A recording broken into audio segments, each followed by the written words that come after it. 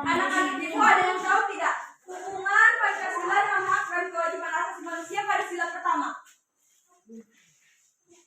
Apa yang dapat kita petik dari hubungan Pancasila dengan hak dan kewajiban asasi manusia pada sila pertama, yaitu ketuhanan yang Maha Esa?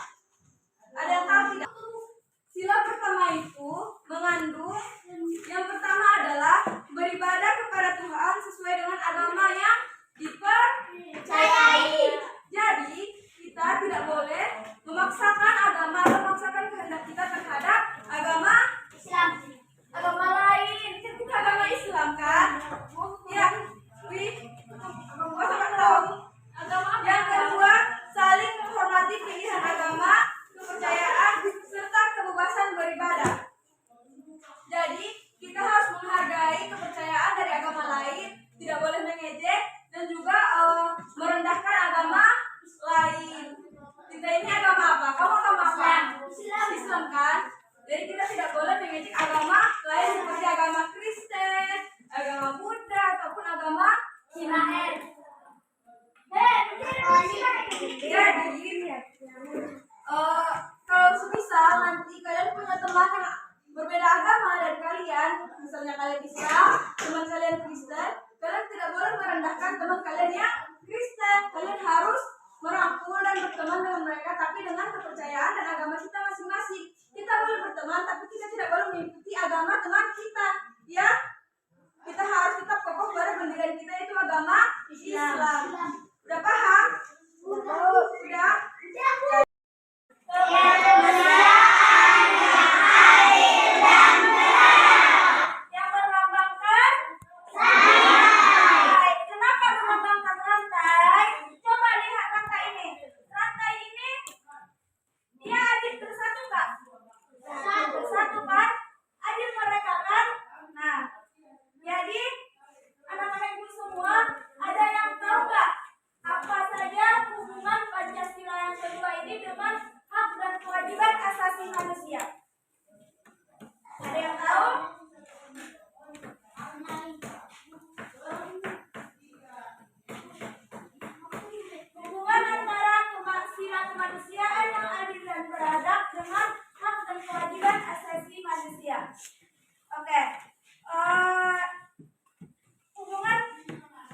Hubungan sila yang kedua ini dengan hak asasi hak dan kewajiban asasi manusia ialah mendapatkan keadilan di mata hukum. Ada yang tahu apa maksudnya ini?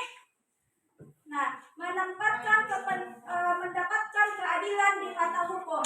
Misalkan sini dulu maju 2 orang. Ada yang mau bersedia maju 2 orang? Sini. Sini. Enggak, coba aja testing. Biar tahu kawan-kawannya. Sini. Sini 2 orang. Dua orang aja. Namanya Ali Rizky ini Ahmad Amin. Oke. Misalkan si Ali Rizky mencuri, ini contoh ya. Misalkan si Ali Rizky mencuri, 1 orang lagi sini. Sini. Baru tiba-tiba siapa namanya? Muhammad Rahman. Si Muhammad Rahman sebagai bukti bahwa si Ali Rizky ini mencuri. Jadi ini tadi si Amin ini dia misalkan orang apa? Polisi. Apa? Ya, contoh ini polisi. Amin kan dulu. Amin. Nah, jadi si Amin polisi. Ini tadi si Rahman sebagai bukti bahwa si Ali ini si Rizky mencuri. Contoh. Dan jadi si siapa tadi si Rahman dia mengadu kepada polisi Amin. Nah, jadi apa yang dilakukan polisi Amin kepada si Rizky? Di penjara. Nah, berarti itu sudah melakukan sila yang kedua. Kenapa? Karena si polisi ini bersifat adil. Dari situ paham? Nah, kalau misalkan si Rahman udah melaporkan bahwa si Ali mencuri, dia melaporkannya kepada si polisi ini. Terus si Amin ini polisi ini tidak menghukum si Rizky karena dia ngasih uang serokan. Ini uang buatmu tapi dengan syarat jangan penjara saya, kata si Rizky. Nah, tapi si polisi ini nggak jadi menghukum si Rizky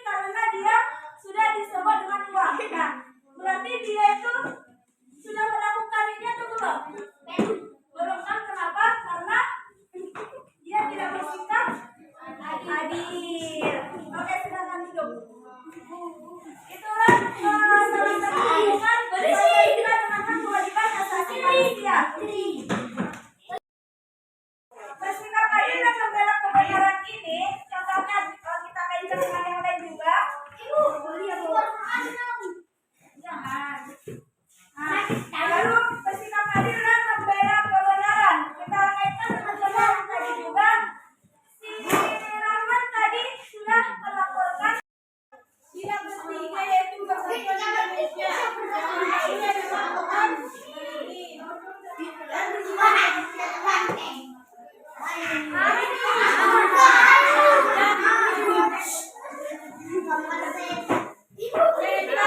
kepentingan bangsa di atas kepentingan pribadi atau kelompok. Ada yang tahu artinya? Kepentingan bangsa di atas kepentingan pribadi. Ada yang tahu? Menjunjung tinggi Persatuan Indonesia. Ada yang tahu? Apa coba?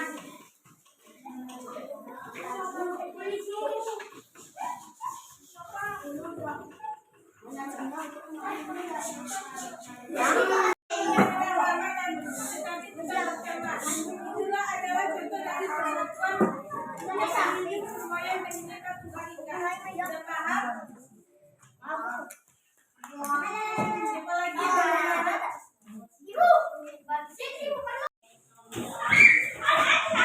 Anak-anak, tolong kondusif. Jadi, sila yang keempat melambang kepala banteng. Sila keempat berbunyi. Ada yang tahu bunyi sila keempat? Kamu tahu? Bilanglah bunyi sila keempat apa?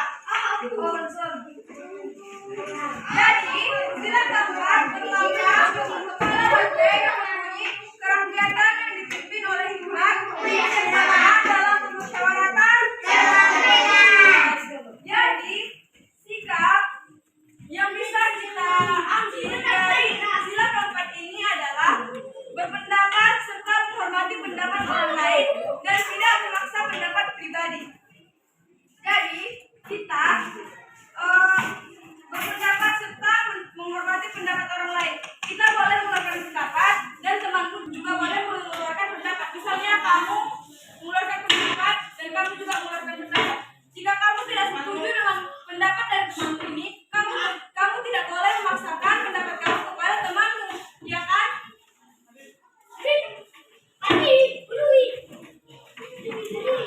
Jadi kita masuk pada sila kelima, yaitu apa lambang dari sila kelima?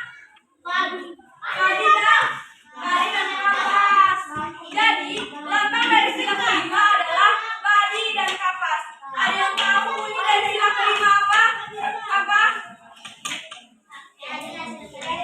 Ya, tepuk tangan dulu. Siapa namanya itu?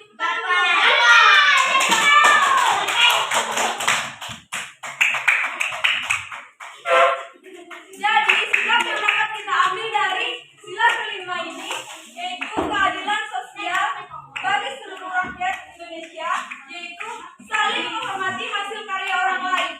Jadi arti dari saling menghormati hasil karya orang lain atau menghargai hasil karya dari orang lain, jika kalau misalkan kita buat prakarya, temanmu buat lukisan, kamu harus menghargai karya. Itu kan sudah termasuk dengan karya, ya kan? Kalian tidak boleh mengolok-olok dan mengejek-ejek karya dari temanmu. Paham? Selanjutnya, memberi pertolongan kepada orang yang membutuhkan. Memberi pertolongan kepada orang yang membutuhkan ini, kita tidak boleh pilih bulu ya. Semua harus kita tolong. Jangan karena mungkin dia gak sesuai kriteria kalian atau mungkin temanmu ini gak pintar, kalian gak mau nolong. Kalian harus saling tolong menolong. Kalian gak perlu lihat siapa dia, dari mana dia berasal. Yang penting kalau kita punya rasa kemanusiaan, kita harus menolong sesama. Tunjuk tangan ya, nanti tunjuk orangnya baru dia jawab. Soal pertama, coba sebutkan lambang sila kelima. Abu.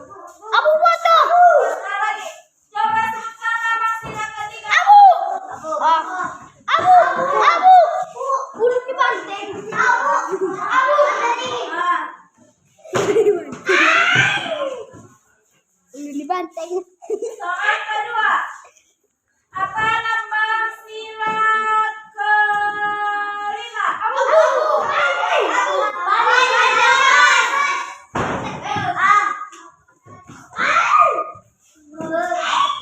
Coba sebutkan bunyi sila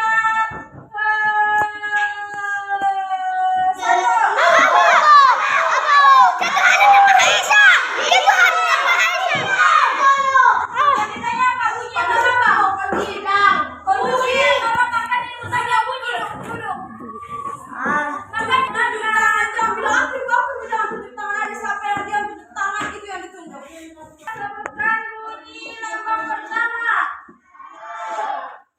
Apa bunyinya sila pertama? Bunyi bukan lambang, bukan apa bukan lambangnya, bunyi. Bunyi sila pertama. Apa? Oke, buat. Bunyi. Allah. Tuhan minum sedikit. Soal yang keempat. Apa lambang sila yang keempat? Abu. Up. Lambang. Kebijaksanaan dalam permasyarakatan.